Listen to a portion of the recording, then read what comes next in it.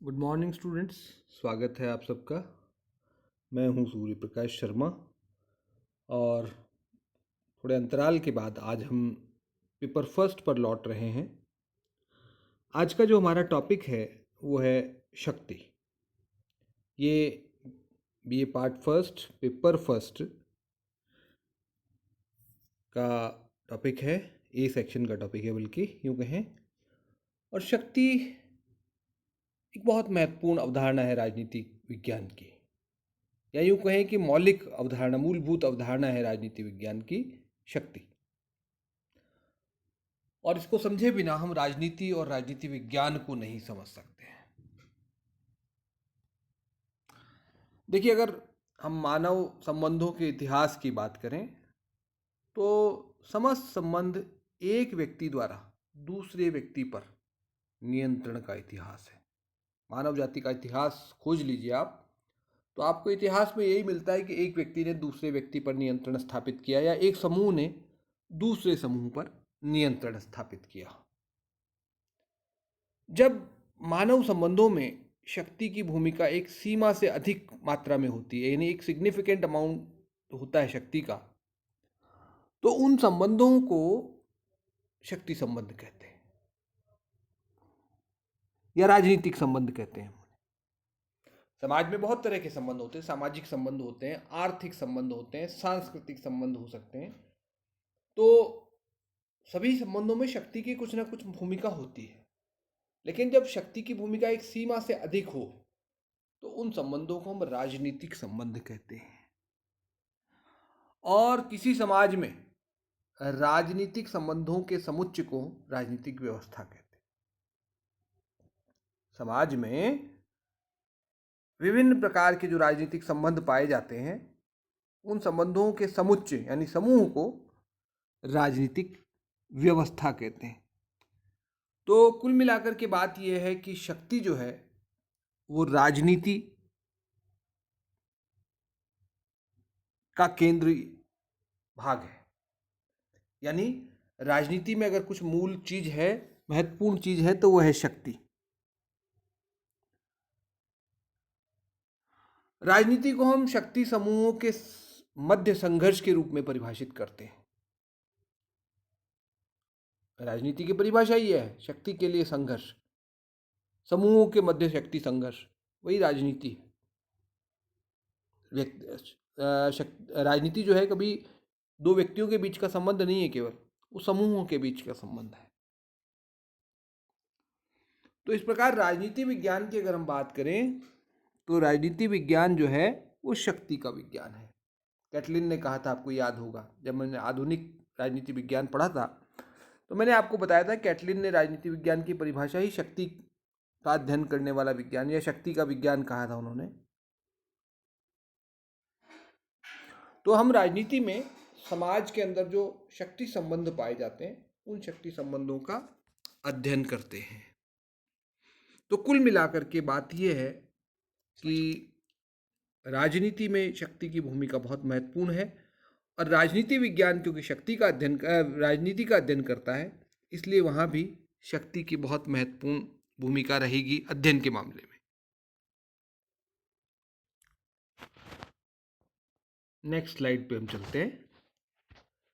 यहाँ देखिए, मैंने आपको बताने की कोशिश की है बताने की कि शक्ति और राजनीति के बीच में किस प्रकार का संबंध रहा है।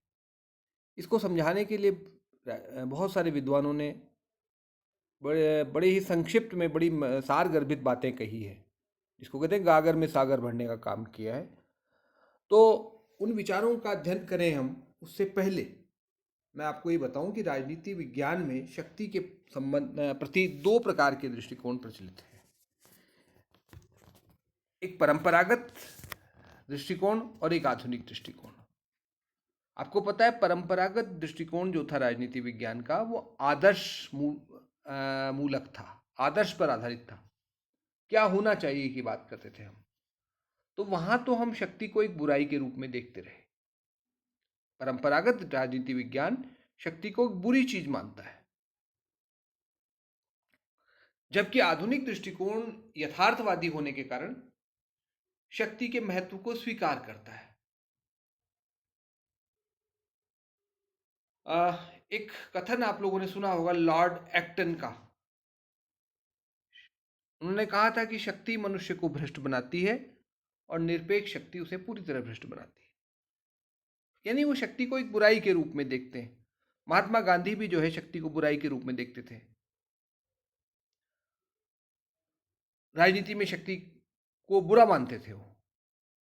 लेकिन जो यथार्थवादी दृष्टिकोण है वो राजनीति में शक्ति की महत्वपूर्ण भूमिका को स्वीकार करता है। और इसी बात को बताने के लिए बहुत सारे विद्वानों के अलग अलग कथन हैं। सबसे पहले ले लीजिए हेरोल्ड लासवेल को। हेरोल्ड लासवेल ने कहा कि राजनीति समाज में शक्ति संबंधों को आकार देने तथा उसका वितरण करने वाली प्रक्रिया है। राजनीति क्या है? समाज में शक्ति संबंधों को आकार देने तथा शक्ति का वितरण करने वाली प्रक्रिया है, ये हेरोल्ड लासवेल ने कहा। और दूसरे कथन देखते हैं जिनमें आपको बात और आसानी से समझ में आएगी। बेकर, उन्होंने राजनीति और शक्ति को अपृथक्करणीय माना, यानी राजनीति और शक्ति को एक दूसरे से अलग नहीं किया जा सकता। वो एक ही सिक्के के दो पहलू हैं, ये कह लीजिए आप। इनसेपरेबल ट्विंस भी कहा है इनको, अपृथक्करणीय जुड़वां बच्चे हैं ये भी बेकर ने ही कहा है एक जगह पर। इनसेपरेबल ट्विंस, अपृथक्करणीय, जिनको अलग नहीं किया जा सकता, ऐसे जुड़वां बच्चे हैं ये राजनीति और शक्ति। दोनों एक दूसरे में अब घुले मिले हैं, अलग कर पाना ही मुश्किल है। राजनीति के बिना शक्ति नहीं हो सकती और शक्ति के बिना राजनीति नहीं हो सकती। कैटलिन का तो आपको पता ही है, उन्होंने राजनीति विज्ञान को शक्ति का विज्ञान कहा था। राजनीति विज्ञान को अगर आपको समझना है तो शक्ति का अध्ययन करना पड़ेगा। शक्ति का अध्ययन किए बिना आप राजनीति को नहीं समझ सकते और राजनीति का अध्ययन के बिना राजनीति विज्ञान का कोई मतलब नहीं है। रॉबर्ट ए डहल, वो कहते हैं शक्ति राजनीति का पर्याय है। सिनोनिम, पर्यायवाची शब्द होते हैं ना, एक ही अर्थ को बताने वाले कई सारे शब्द। वैसे ही राजनीति और शक्ति भी एक दूसरे के पर्याय हैं, दोनों का एक ही अर्थ है, कोई अलग अर्थ नहीं है। वासबी,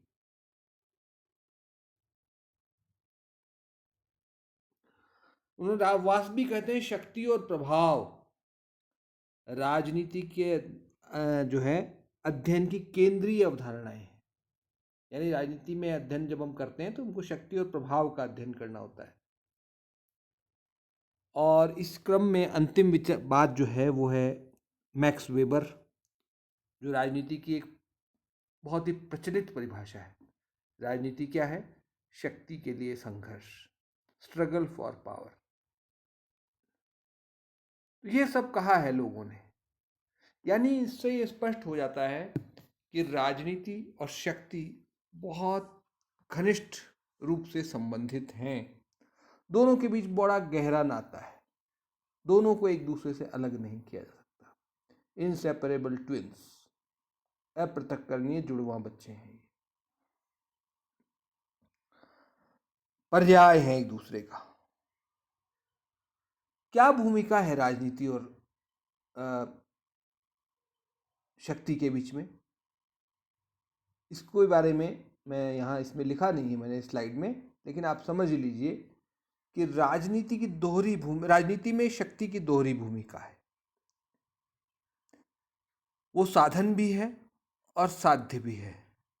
साधन मतलब वो चीज जिससे हम का प्रयोग हम कोई काम करने के लिए करते हैं, जैसे फल काटने के लिए चाकू का इस्तेमाल करना, तो चाकू यहाँ पर एक साधन है। और साध्य का मतलब होता है लक्ष्य, उद्देश्य, किसी उद्देश्य के लिए कोई काम करना। जैसे हम पढ़ क्यों रहे हैं? कोई कहेगा साहब ज्ञान प्राप्त करने के लिए, तो ज्ञान प्राप्त करना एक साध्य हो गया। कोई कहेगा साहब नौकरी प्राप्त करने के लिए, कोई कहेगा मैं अच्छा इंसान बनने के लिए पढ़ रहा हूँ। सबके अपने अपने कारण हो सकते हैं, तो वो साध्य है, लक्ष्य है हमारा। तो राजनीति में शक्ति एक साधन भी है और एक साध्य भी है। कैसे, मैं समझाता हूँ। जैसे व्यापार होता है, तो व्यापार में पैसा एक साधन भी है और एक साध्य भी है। कोई भी व्यापारी व्यापार करना चाहता है तो उसको पैसे की जरूरत होती है। बिना पैसे के व्यापार नहीं होता है सामान्यतः। और वो व्यापार क्यों करता है? पैसा कमाने के लिए। यानी पैसे से पैसा कमाया जाता है व्यापार में। वैसे ही राजनीति में शक्ति का प्रयोग करके शक्ति अर्जित करने का प्रयास किया जाता है। जैसे व्यापारी 10 रुपए लगा करके 20 रुपए बनाना चाहता है, 20 लगा करके 40, 40 लगा के 80। वैसे ही राजनीति में व्यक्ति अपनी पास जितनी शक्ति उसके पास है, सामर्थ्य है उसकी, उसका प्रयोग करके अपनी सामर्थ्य में वृद्धि करना चाहता है। यही राजनीति है, सरल शब्दों में।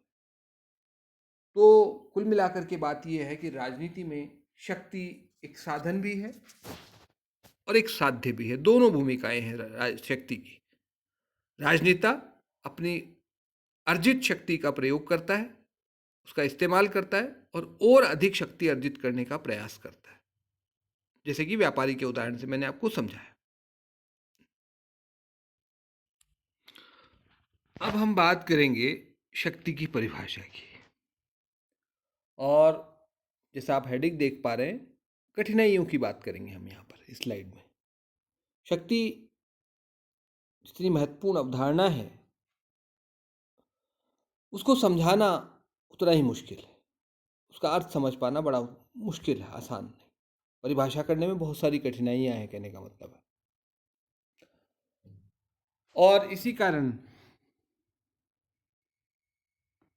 अलग अलग विद्वानों ने इस परिभाषा की कठिनाइयों की वजह से अपने विचार व्यक्त किए हैं। जैसे जेम्स जी मार्च हैं, वो कहते हैं कि शक्ति एक निराशाजनक अवधारणा है। निराशाजनक क्योंकि उसको परिभाषित करना बड़ा मुश्किल है। इसी तरह से रॉबर्ट डहल क्या कहते हैं कि कई सारे शब्द ऐसे हैं जो शक्ति से मिलते जुलते हैं, और इसी कारण से हमारे सामने बड़ी कठिनाई होती है उनको परिभाषित करने में। कौन कौन से? शक्ति, सत्ता, प्रभाव। मुख्य रूप से 3 शब्द ऐसे हैं जो एक दूसरे के बहुत निकट हैं। थोड़ा थोड़ा अंतर है इनमें। क्या अंतर है हम आगे समझने की कोशिश करेंगे। तो इस कारण से बड़ी कठिनाई होती है हमें शक्ति को परिभाषित करने में। प्रमुख कठिनाइयां क्या आती हैं? देखिए, पहली कठिनाई तो ये आती है कि विभिन्न विषयों में शक्ति की भिन्न भिन्न परिभाषाएं दी गई। अलग अलग विषय में शक्ति को अलग अलग ढंग से परिभाषित किया गया। आप धर्म में अगर शक्ति की बात करेंगे तो अलग प्रकार की शक्ति है। राजनीति में शक्ति की बात करेंगे तो अलग प्रकार की शक्ति है। आप विज्ञान में शक्ति की बात करेंगे तो अलग प्रकार की, अलग अर्थ है उसका। यानी अलग अलग विषयों में अलग अलग अर्थ है इसका। तो हम कौन सी परिभाषा लें, कौन सी परिभाषा को ज़्यादा ठीक समझें, ये अपने आप में कठिन काम है। दूसरा, एक ही विषय के अंतर्गत विद्वानों ने जो है अलग अलग ढंग से शक्ति को परिभाषित किया गया है। कुछ लोग इसे बल प्रयोग की योग्यता के रूप में परिभाषित करते हैं और कुछ इसका बल का वास्तविक प्रयोग के रूप में देखते हैं। राजनीति विज्ञान की बात करें अगर हम, तो कुछ लोग कहते हैं शक्ति बल प्रयोग की योग्यता है, कुछ लोग बल प्रयोग को ही शक्ति मानते हैं। अगर हम बात करें, माओ त्से तुंग का नाम आप सबने सुना होगा, चीन के संस्थापक थे। उन्होंने कहा शक्ति बंदूक की नली से निकलती है। एक शक्ति वो है, बंदूक की नली से निकलने वाली शक्ति। एक राजनीतिक शक्ति हो सकती है। यानी राजनीति विज्ञान में भी शक्ति शब्द के अलग अलग अर्थ प्रचलित हैं। तीसरी घटना यह है कि इससे मिलते जुलते शब्द बहुत सारे हैं। जैसे सत्ता सबसे निकट का शब्द है, नियंत्रण, दबाव, दमन, बल, वर्चस्व, सामर्थ्य, प्रभाव। ये सारे शब्द ऐसे हैं जो शक्ति के बहुत निकट हैं। इनमें से कौन सा अर्थ शक्ति के लिए ज़्यादा ठीक होगा, ये तय करने में बड़ी कठिनाई होती है। और अंतिम बात, शक्ति की प्रकृति जो है अनिर्वचनीय है और शक्ति अमापनीय है। शक्ति को मापना बड़ा कठिन है, कितनी शक्ति, इस कारण से भी इसको ठीक से समझने में कठिनाई आती है। और प्रकृति उसकी अनिर्वचनीय है, व्यक्त नहीं किया, समझा जा सकता है इसको। जैसे आप गुड़ खाएंगे, आप कहेंगे मीठा है गुड़, तो कहीं मीठा क्या होता है भाई, तो मीठा क्या होता है ये समझाना बड़ा मुश्किल है। मीठा होता है ये हम जानते हैं, भैया खा के देख लो, समझ में आ जाएगा मीठा क्या होता है। इसको खाओ, फिर जो स्वाद आए वो मीठा है, लेकिन उसको शब्दों में बता पाना बड़ा मुश्किल है कि मीठा क्या होता है। वैसे ही शक्ति के बारे में भी यही चीज़ कही जा सकती है कि शक्ति की प्रकृति अनिर्वचनीय, शब्दों में व्यक्त करना मुश्किल है उसको।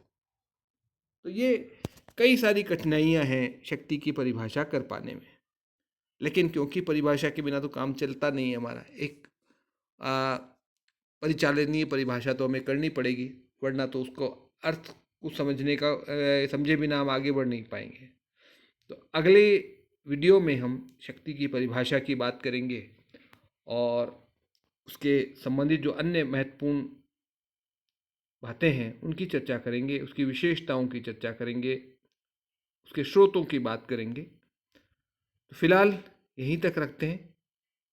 उम्मीद है आपको समझ में आएगा। कोई कठिनाई हो तो आप मुझसे संपर्क कर सकते हैं व्हाट्सएप मैसेज के माध्यम से, या यूट्यूब में कमेंट्स के माध्यम से आप मुझे अपनी बात पहुंचा सकते हैं। मैं आपके प्रश्न का उत्तर देने का प्रयास करूंगा। धन्यवाद।